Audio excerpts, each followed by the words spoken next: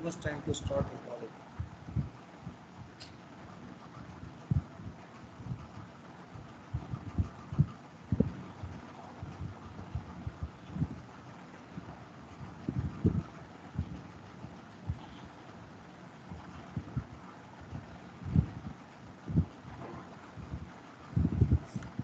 So as we have started with the exchange rate chapter, like international finance chapter, and we clearly know, like when it comes to like international transactions, okay, so we definitely face currency exchange risk, okay. That is an inevitable thing, which we already know, that whenever there is an international transaction between two parties, there is a clear chance of currency exchange risk, okay. So when there is a risk, we have to do the risk management, correct. We have to do the risk management and we need to manage that risk. That means we should try our level best to minimize that currency exchange risk. So now here let's see. So managing exchange rate risk, international trade and investing require exchange of currencies, of course. So international trade and investing, it, it surely requires exchange of currencies, and changes in exchange rates introduce an element of risk into every transaction. Yes, because see, $1 is 70, and if I have to receive some money from United States, let's say $1,000, and if rupee depreciates, let's say rupee appreciates, rupee appreciates to 60 and dollar depreciates. So when I get $1,000 in my hand, so in exchange I get 60,000 rupees. That's way less than what I expected, correct? So this is the kind of thing.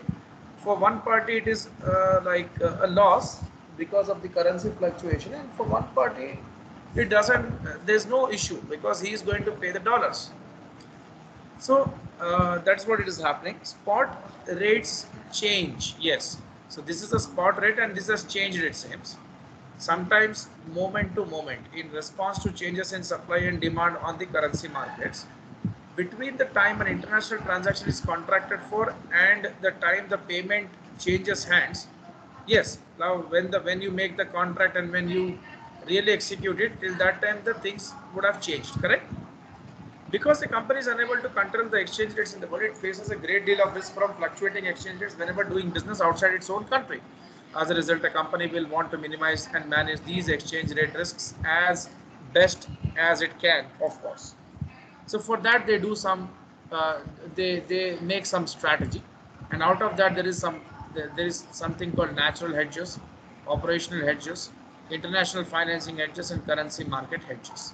And these can be done with the help of derivatives such as forward contracts, future contracts, currency options, foreign exchange swaps, and currency swaps. Now, let's go for the natural hedge. Multinational companies with foreign subsidiaries. So suppose there is Amazon. Amazon has a subsidiary in India, let's say Amazon India. Okay. So may or may not be exposed to exchange rate risk. Why? Because if a subsidiary's costs are determined by the country. See, if Amazon India has to spend money in India, so since it is registered in India and it is operating in India, Amazon Inc., which is incorporated in United States, they need not send dollars every time for Amazon India to spend their money. What Amazon in turn can do is ask the Indian subsidiary to reinvest the rupee, reinvest the revenue or the revenue what they are generating in rupees. So if they invest the rupee whatever they have got, if they invest that in India itself, then what would happen? There is no chance of any kind of foreign exchange happening. That means Amazon is not sending dollars to Indian subsidiary. Indian subsidiary is not receiving dollar and going to bank and exchanging it. Instead, whatever revenues they are generating in India, they are using in India itself. Okay, that is nothing but natural hedge. They are kind of eliminating this task of foreign exchange. Okay, because whatever they earn in a country, they spend in that country. So the profits they make, they spend here. Okay. That's what. Now, so let's see what they are saying. So similarly, if a subsidiary's costs are determined by global market and its products are sold in the global market, it will have very little exposure to exchange rate fluctuations. Okay, in either circumstance, excuse me.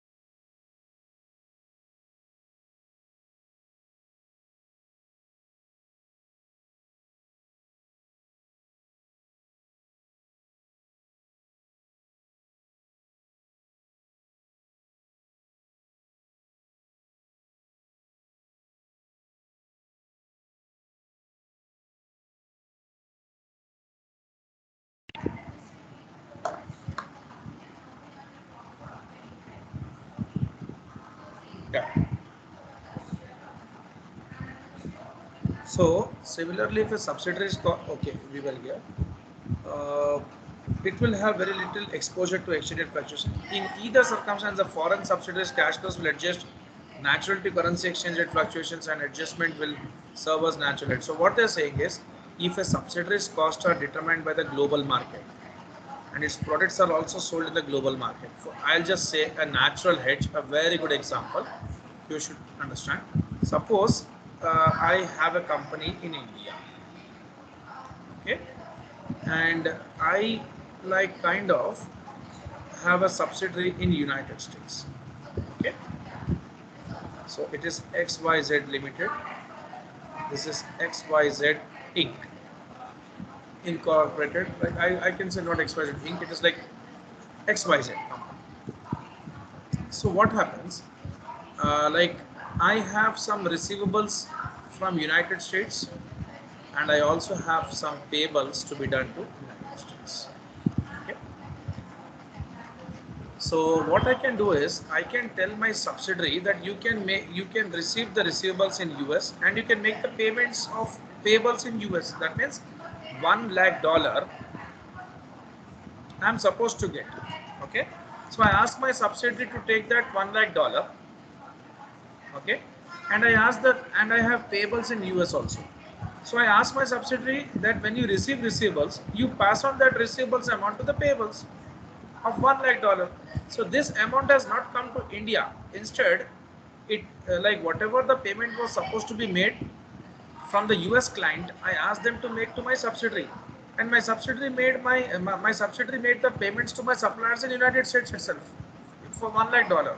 Do you think the money has come in India and has gone for any exchange rate, or any of the company has done exchange the dollar into rupees and sent to me? No, no exchange has happened. So this is what this is. Yes, Zarina, what is this? Hello. Hello. Hello. Yeah, what is this? What is this? Natural. Natural hedge. Yes, yes. So when I have receivables in US and I have payables in US, I'll just ask my subsidiary to take the amount of receivables and make the amount to payables. So there is no exchange happening for dollar after 3 months or 6 months. So there is no exchange rate risk here. Correct? I have successfully hedged that now. However, if a subsidiary's costs are determined in its local market but sales are made in global market, it will be exposed to, yeah, if at all that doesn't happen, suppose I have receivables which is coming to me, I have some amount to be received from US and I don't have any subsidiary in US, either I can ask my receivables to make the payment to my payables. I can do that. But if I just have exported goods to US people and I don't import anything from there, so whatever the dollar comes to me, I have to exchange it in the bank, and there the exchange rate risk is involved. So if I have two types of business, like I export to US and I also import something from US.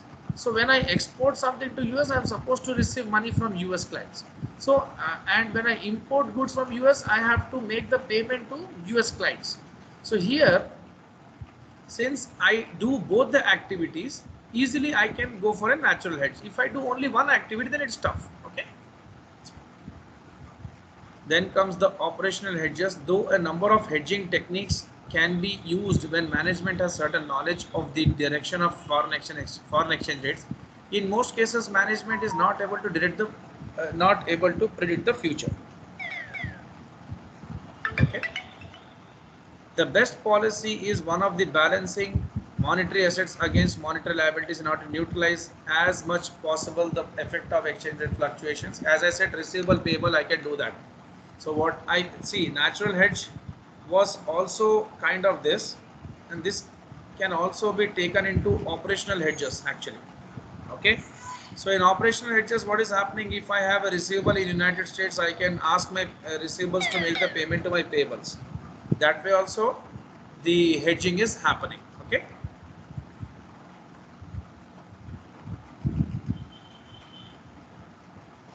And I can also do one thing. A firm can also attempt to manage its exchange rate risk through diversification, investing in different economies. And see, I can do one thing now. I can, like, if I have a payment to be made, for example, I have bought goods from US and I have to make payment after 6 months. I know there would be exchange rate fluctuation. Okay, so what I can do is I can invest in US today on the spot. Suppose $1 is 70. I can buy some securities in United States, or else I can convert my rupees. I can just convert my rupees like 70. Suppose $1,000, 70,000 rupees I can convert into dollars. Okay. And that 70,000 rupees I can convert into dollars, and then I can take that dollars and deposit in dollar account. That means I have a international account. I have an account in United States whereby I deposit dollars in that. So today itself I have taken I have converted the rupees into dollars, deposited there, and I have earned interest at the rate of 2% maybe. Okay, so it has become 1020, and after 3 months or 6 months, whatever, so I have to make a payment to some client in US of 1020. Okay, let's say because of exchange rate fluctuation that can happen. What can happen is this $1 to 70 can change to $1 is equal to 71 or something. Okay, so just a second, if we convert this, just a second.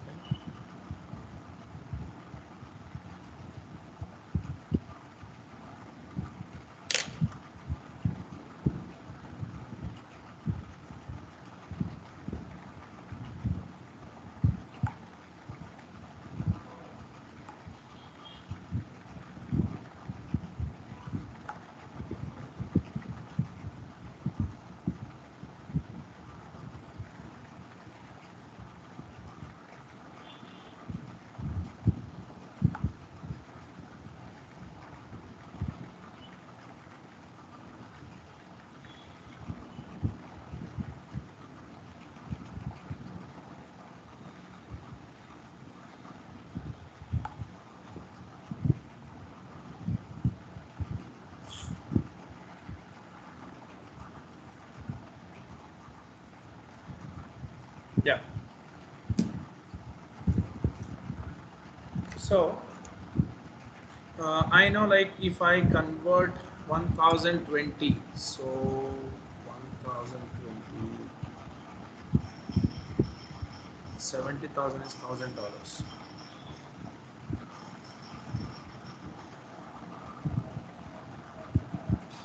$1 is 70.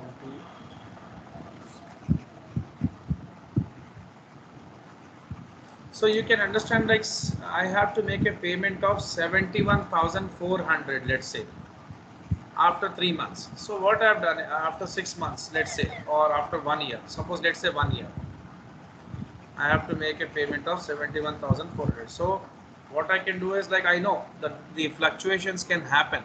Definitely the fluctuations can happen. So what I can do is I can, like, deposit some amount in the dollar account.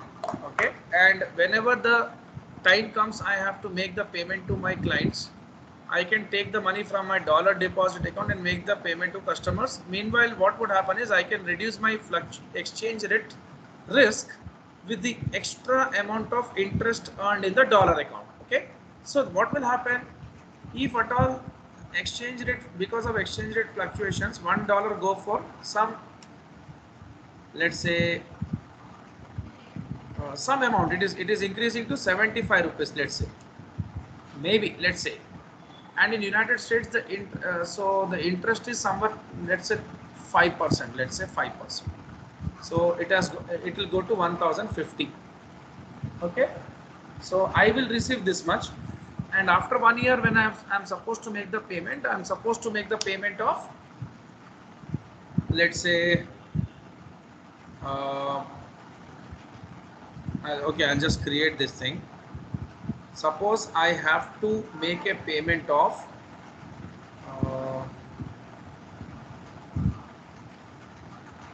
let's say, okay, let me create an example here. Suppose I have bought some goods from US client, okay, or supplier, and I am supposed to make a $2,000 payment to him. Let's say that is after 1 year. I know definitely that after 1 year the exchange rate fluctuation may happen, and $1 which is 70 at the which is at the rate of 70 today is not going to be the same. After 1 year, it's going to be $1 is equal to 75. Let's say, okay, this is after 1 year. So since this is the problem, what I have understood is I have to, like, today itself convert my dollars into rupees. So how many rupees I have to give for dollars? I have to give 1,40,000 rupees to buy $2,000. Sorry, I have to convert my rupees into dollars today itself. Today itself. And the prevailing interest rate in the market is, in the US market is, let's say, it's like 5%. Okay, that is what, how much it is, 5%. Okay,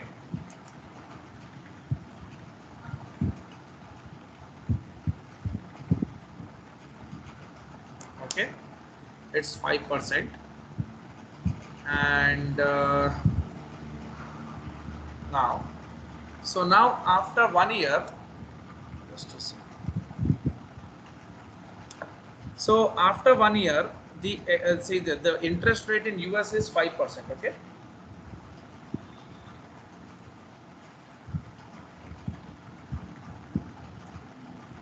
Since the interest rate in US is 5%, what can I do?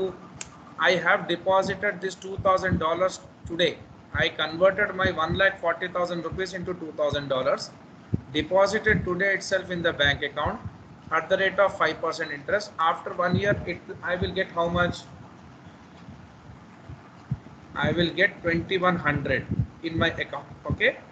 And I am supposed to make a payment of how much after 1 year? The exchange rate is $1 is equal to 75. So I need to make a payment of $2,000 only. Okay. So what I have done is, like, I will not do this actually. I will take this 2,000, find out the present value of 2,000 with this rate 1 plus 0.05. What it will be? Can you tell me?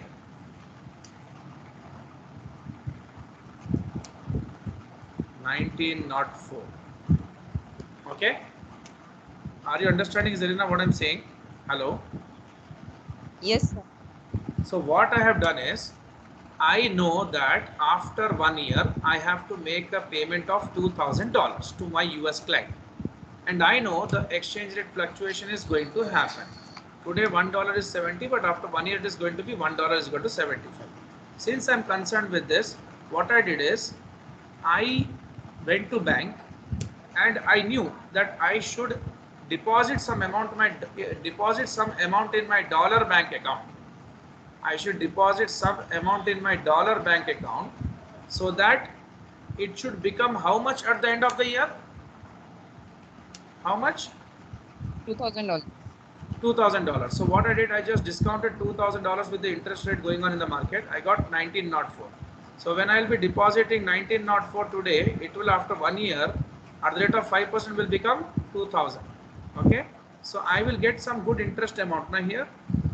So how much am I gaining? 1904 means 96. 96. So that's what, like, at the end of the year it will become 2,000. Okay. And meanwhile, like 1,40,000 I gave for converting. 1,40,000 is what I gave for converting this into dollars, correct? So what did I do? This 1,40,000 which I gave to convert into dollars, and after converting this, no, for this again I have to give some other amount. No, how much I should give? Just a second. 1904 into 70.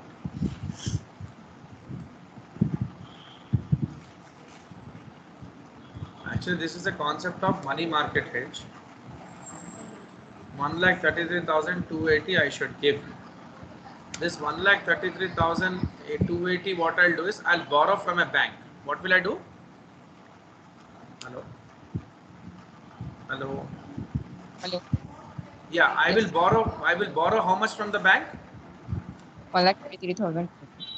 This, whatever I'm borrowing at the rate of 7% from the bank. Okay.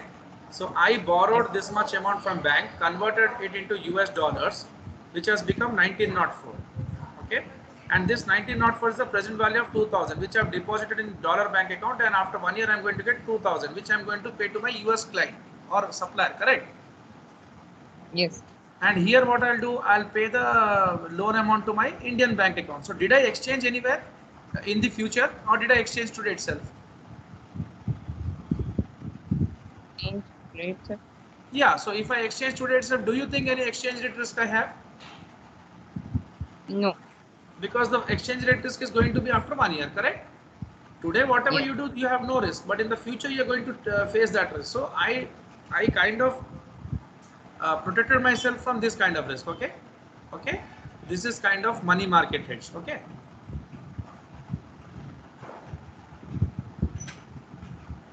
So yeah, next point, what I can do is,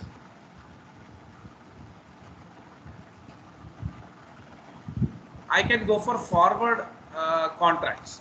So what I can do is I can fix, suppose I have to make a payment of some $1,000 to some guy in United States. Today the spot rate is 70, and after 1 year I have to make the payment after 3 months. Okay. Or suppose let me say I have to receive $1,000. I have to, or let's say I have to pay $1,000 to some US guy client. So if I make the payment today, I have no exchange rate risk because I will go to bank, I will give $70,000 to them, convert this into, I will give 70,000 rupees to them. Okay, convert this rupees into dollars. I'll get $1,000 and I'll make the payment immediately. But since I have to make the payment after 3 months or 6 months, because let's say 6 months, I am going to pay only if I'm going to get the consignment or I'm going to get my goods. I don't want to risk that, and I don't want to make any kind of full payment in advance. Okay, but I know after 6 months $1 is going to be $1 is going to increase. It's going to increase by, let's say, 80 rupees. Okay, it is going to be 80 rupees. It will go. I expect that, or else let's say I expect that it is going to go beyond 75 rupees. So that point of time I will ending up making a higher payment or less payment. I'm going to end up paying a higher payment, correct?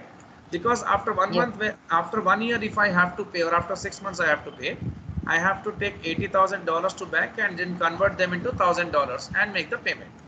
This is going to be this is going to increase my risk to a bigger extent, exchange rate risk.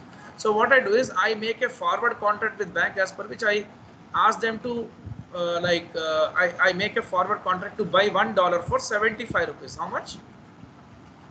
75 rupees. 75 rupees. I go to bank and I make a contract with them that you should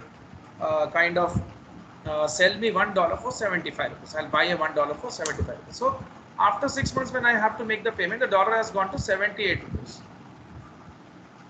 So now what will happen? Bank will sell me at what rate? Bank has 75. As per the agreement, bank has to sell me at 75, correct? As per the contract. Because forward contract means you are going to buy something in the future for which you are making agreement today itself with a for a specified exchange rate and for a specified future date. That means you want to buy dollars after 6 months at the rate of $1 is equal to 75. Okay, you want to buy dollars after 6 months, that is specified future date, at the rate of $1 is equal to 75 at a specified exchange rate.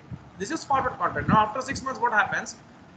Since the contract you have made, bank has to sell you like $1,000 for 75,000 rupees. Okay, rather than 78,000. So you saved how much? How much you saved? Hello. $3,000. 3,000 rupees. Why you saved 3,000 rupees? Because instead of if you would have not made a forward contract, you would have bought $1,000 for 78,000 rupees. Correct? Yes, sir. See, $1 is equal to 75. Na?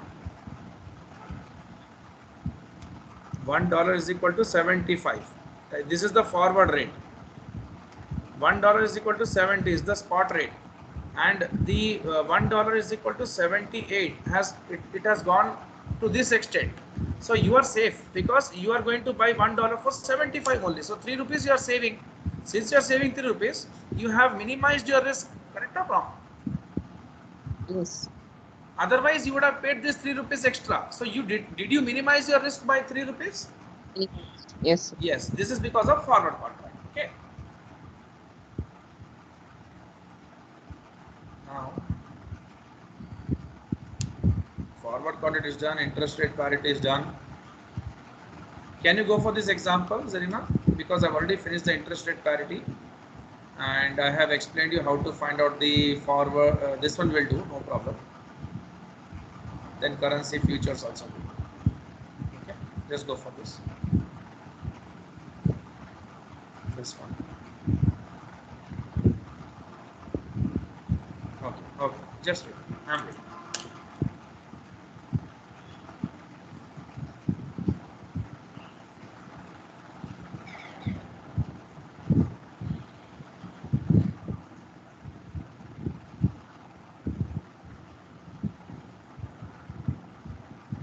Hello?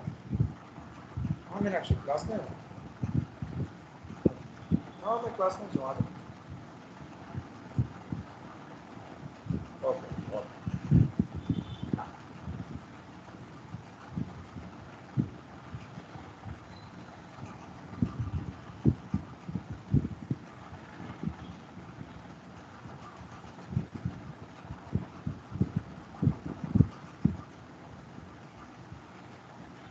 Are you reading, Sarita?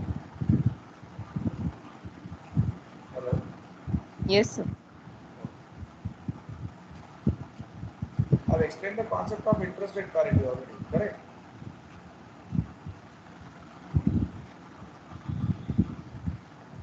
Hello. Yeah, I have already explained the concept of interest rate parity. Yes, sir. Yeah.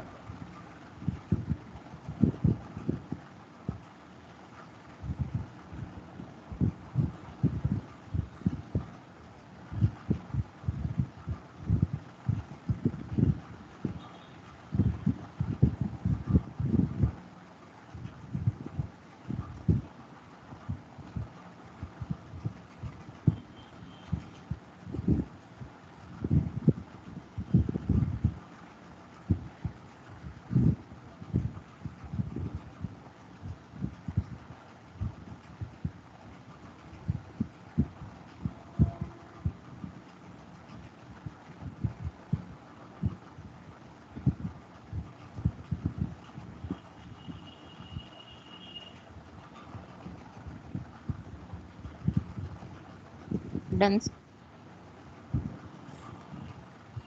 So I think it's almost the same kind of question they have given, correct?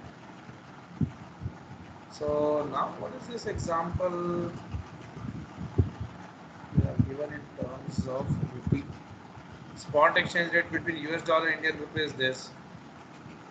So you can buy $1 for 60. Forward rate is this. 60-day interest rate in US is this, and in interest rate in India is this. So they'll come and invest in India, of course. So US investor uses $1,000 to buy 60,000 at spot and invest this in India at the rate of 6% for 60 days. So they will be getting how much? 60,600. If he wants to take this back to United States again, and if he thinks that he's going to get good benefits, he is wrong actually. Why? Because the forward rate is going to be 60.199, correct? Yes, sir.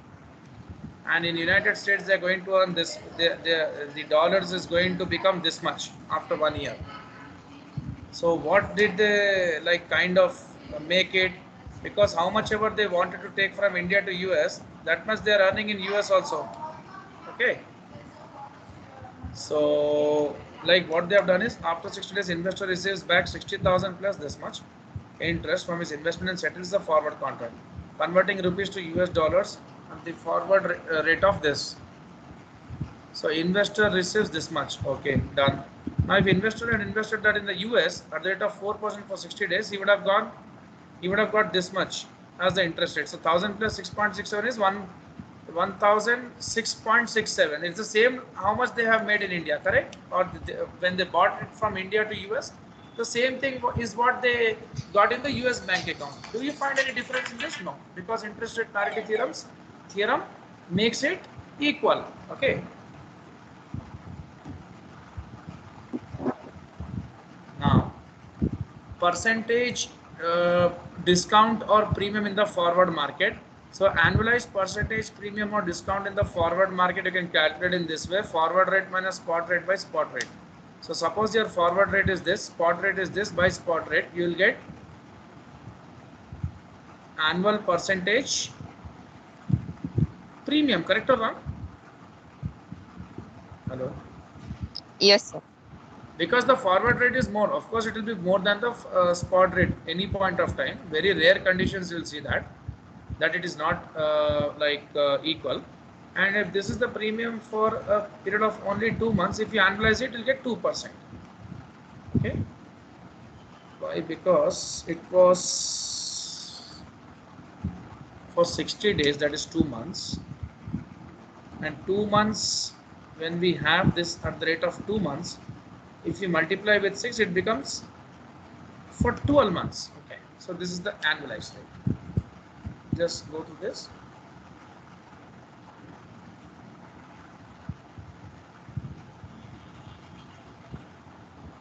Because this is the forward rate for 60 days, now 2 months. So like that, if I have to convert this into 12 months, I have to multiply with 6. This is the factor.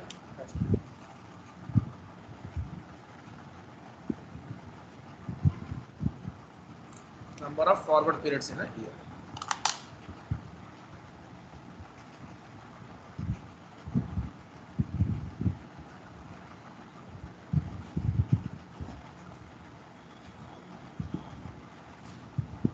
If you are finished, tell me, I'll move forward.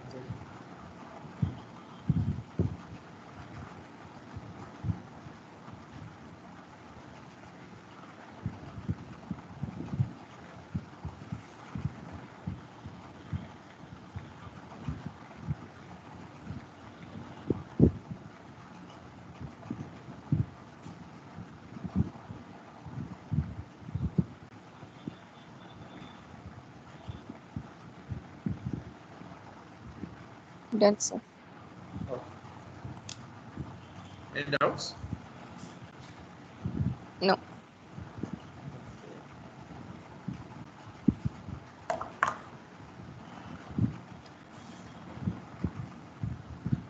So now what we can do is, here again, a firm can hedge its exchange rate risk by buying or selling forward exchange contracts to cover its payables or receivables in foreign currencies. A forward contract can be can be for whatever currency amount and maturity date negotiating parties want. Yeah, because forward contract is a bespoke contract, and anyone can, two parties can fix something today itself for the future for a specified date at a specified exchange rate.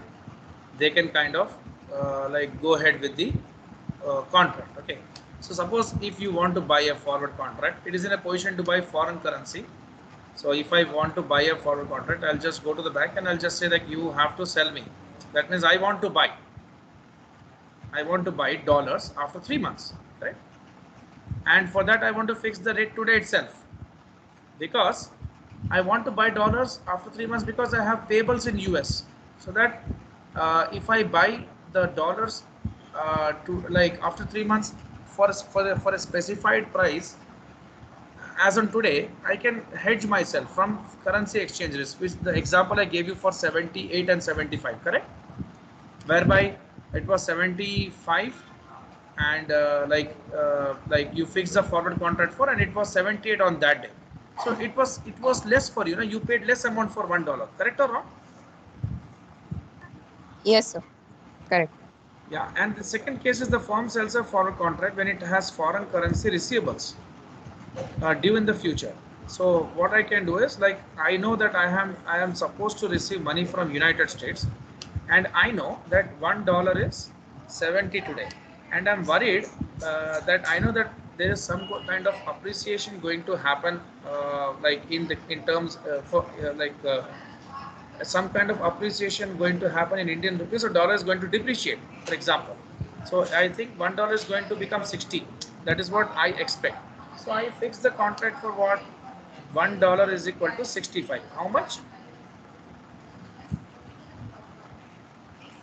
Hello? Hello? Hello. Yes. Yeah, I'm fixing a contract for what? $1 $1 is to equal to 6. 65, correct? Yes, sir.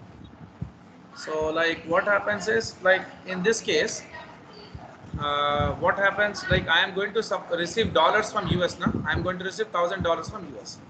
Now I have made a contract to sell this $1,000 to bank, and I know that it is going to become $61, but I fixed the contract for $1.65. So what will happen when I will sell the dollar to bank? They'll give me how much? 65,000 rather than 60,000, correct? So I got 5,000 extra because of the forward contract.